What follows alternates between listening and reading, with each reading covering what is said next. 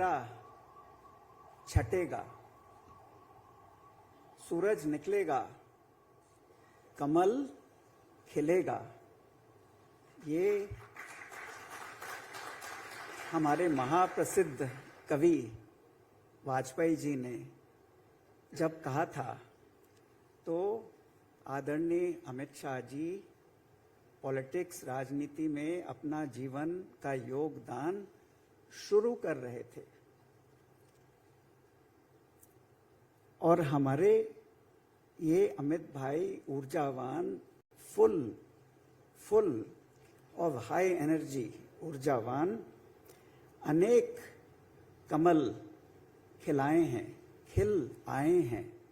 2800 प्रांतों में कमल खिले हैं। आज आप यहाँ आए, उसका तहे दिल से धन्यवाद है। टाइम्स नाउ समिट यानी शिखर, आप सभी का स्वागत है। आपसे मिलकर आपकी अटलता का ज्ञान हुआ और ये अनुभव आभास हुआ कि सफलता एक दिन में नहीं, पर एक दिन जरूर मिलेगी। वो दिन आज है, वो समय अभी है। That time is now.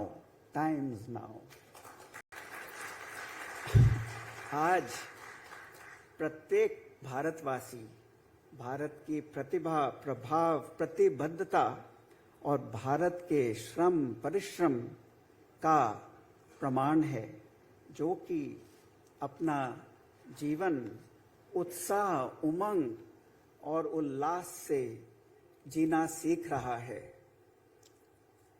जब से मोदी जी ने ये अनुप्रास के शब्द विक्रांत के लॉन्च में कहे थे, तो ये देश भर में अनुप्रास गूंज रहा है। आज ये संकल्प है कि टाइम्स नाउ, आज का समय उत्सव, उमंग, उल्लास और ऊंचे संकल्प से आपका अभिनंदन करता हूं। हम सब मिलकर अमित भाई की अनेक सफलताओं पर विचार करें। ये एहसास होगा कि अमित भाई ने गृह मंत्री होने के नाते भारत को एक घर की तरह संभाला है। एक आइडियल परिवार में सबकी संभाल होती है, सब होते हैं। वहां पर बच्चे, बूढ़े, ना कमाने वाले और कुछ ही कमाने वाले भी होते हैं, लेकिन सबकी संभाल होती है। ये आइडियल परिवार है, ये आइडियल देश की निशानी है। अमित भाई हमारे गृह में शांति से, अनेकांतवाद से, जो जैन धर्म का केंद्र बिंदु है, अनेकांतवाद, हर वाद सही है, हर एक का दृष्टिकोण है, हर एक कोण सही है। ये जैन धर्म के नॉन वायलेंस, अहिंसा का ये अधिष्ठान है। ये हर एक सही है, हर एक की एक जगह है। तो एक परिवार में, एक देश में, पॉलिटिक्स में सभी का कोण होता है। घर में भी एक समर्थन परिवारवाद का, एक उसका खंडन, एक राष्ट्रवाद का, एक उसका खंडन, कोई समवाद का और कोई विदंडवाद, सभी पेश होता है। और यही फिर भी ये बातचीत होते हुए परिवार या देश संपन्न होता रहता है, क्योंकि हमारा जो जीवन का लक्ष्य है वो फ्री स्पीच है। हर जगह, हर भाषा, हर व्यू पॉइंट, अनेकांतवाद इसका अधिष्ठान है।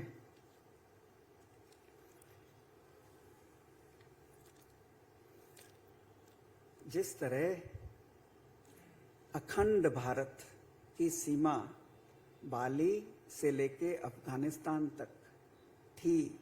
बाली आप जाओगे, मैं गया हूँ, होटल में पूछना यहाँ कौन सी जगह मैं देख के आऊँ, तो वो आपको मशहूर मंदिरों में ही भेजेंगे।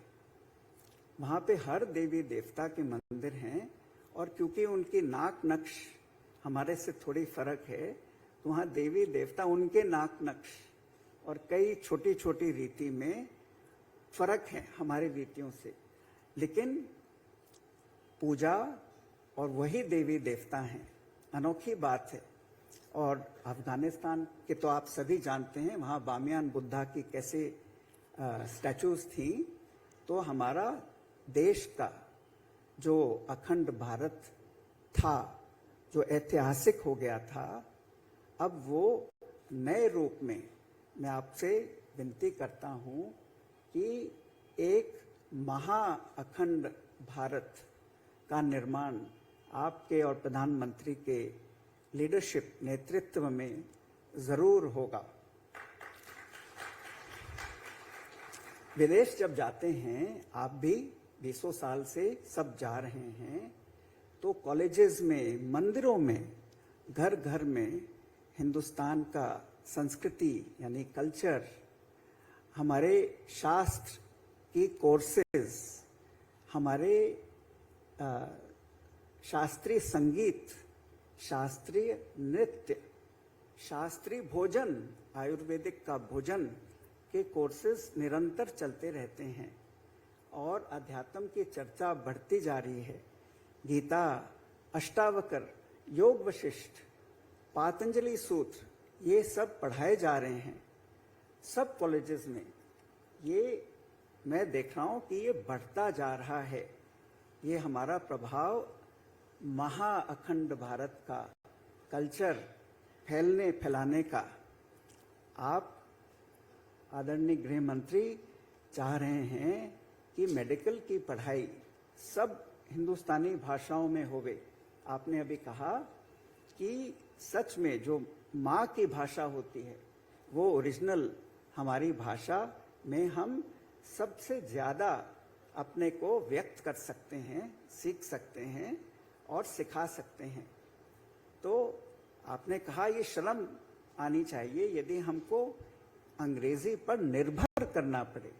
हाँ ठीक है, वो भी एक भाषा है, लेकिन हमको निर्भर न करना पड़े, हम उसके नीचे ना आ जाएं, उसके आदी ना हो जाएं। हमको अपने हिंदुस्तान की 14, 16, 17 भाषाओं पे पूरा गर्व हो और मेडिकल जैसी कड़ी पढ़ाई हमारे सब भाषाओं में होवे। तो आपको जान के अनोखी खुशी होगी कि जो प्रसिद्ध हॉस्पिटल हैं अमेरिका में, वहाँ पर नेचुरोपैथी, योग और ध्यान, सबसे मशहूर हॉस्पिटल मेयो कॉलेज है शिकागो के पास। तो वहाँ पे हिंदुस्तानी डॉक्टर ध्यान की क्लासेस पेशेंट्स के लिए लगाते हैं, और इंटरेस्टिंग बात है कि हर पेशेंट उसके लिए $1000 फीस देता है एक ध्यान की क्लास के लिए। यहाँ तक हमारा प्रभाव फैलता जा रहा है।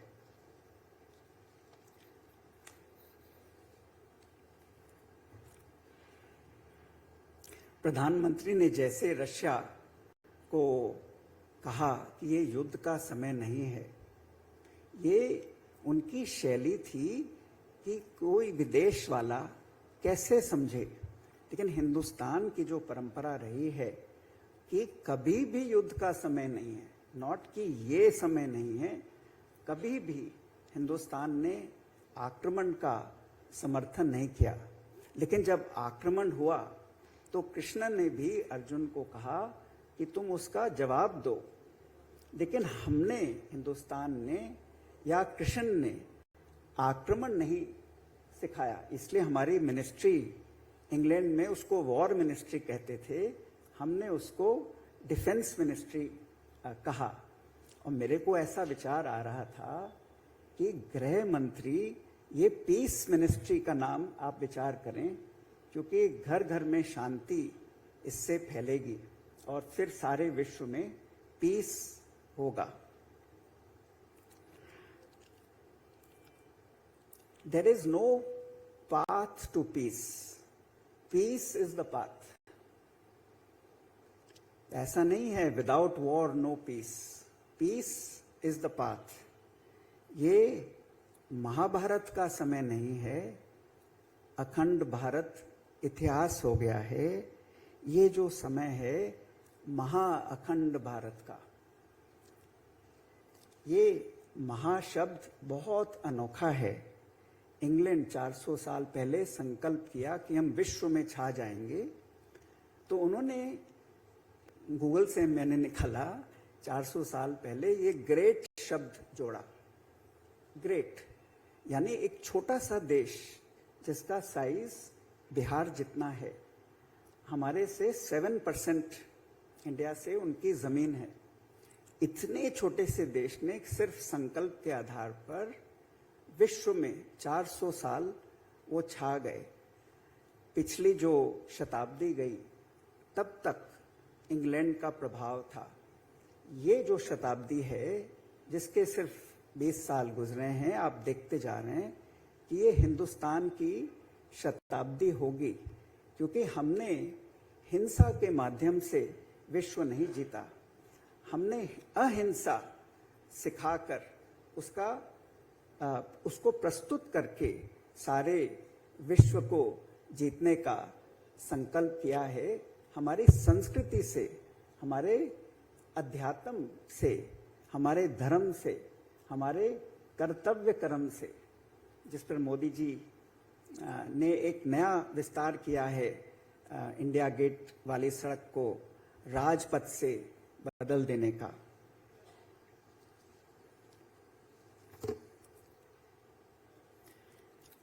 ये अहिंसा का सिद्धांत, सोचो कि गांधी जी ने, महावीर और बुद्ध, 3000 साल से ये चलता आ रहा है। कोई शास्त्र नहीं मिलेगा, क्योंकि मनुष्य का बेसिक नेचर, बच्चों, 3 बरस के बच्चों में आप देखोगे एक दूसरे से लड़ाई करेंगे, धक्का देके गिरा देंगे। तो मैं देखता रहता हूं कि हिंसा एक बेसिक नेचर ह्यूमन बीइंग का, एवोल्यूशन के पहले, उसके डेवलपमेंट, ग्रोथ के पहले हिंसा होता है। तो भले पातंजलि खोलो, भले ब्रह्मसूत्र खोलो, भले आप योग वशिष्ठ देखो, हर एक शास्त्र अहिंसा को कहता आ रहा है। जो लड़ाई करके जीत जाता है, जो आक्रमण या सेल्फ डिफेंस में जीतता है, उसको आप वीर कहेंगे। लेकिन जो बिना लड़ाई के शांति प्रस्ताव से शांति फैला देता है, अहिंसा फैला देता है, उसको मोहित जी आप क्या कहेंगे? महावीर कहेंगे। तो वीर और महावीर का ये भेद देखें कि हमारे महावीर अब प्रकट हो रहे हैं।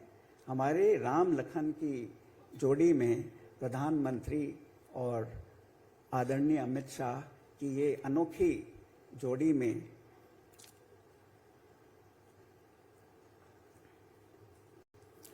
ये जो समय आ गया है, ये न भारत का अभी है, न भारत का ये टाइम्स नाउ है।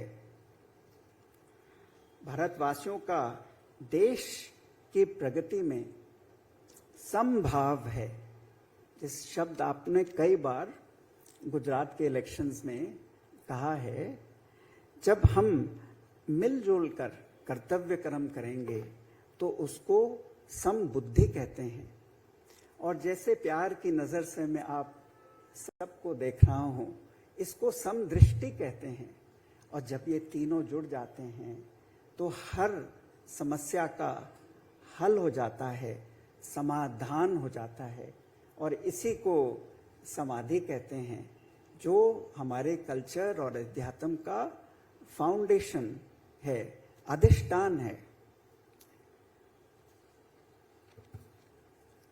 गुजरात के इलेक्शन में आपने अनोखे अनुप्रास से कहा कि हम मजबूत सरकार देकर एक सुरक्षित, सुविकसित, संस्कृत और शिक्षित गुजरात बनाना चाहते हैं, जो हम सालों से कर रहे हैं।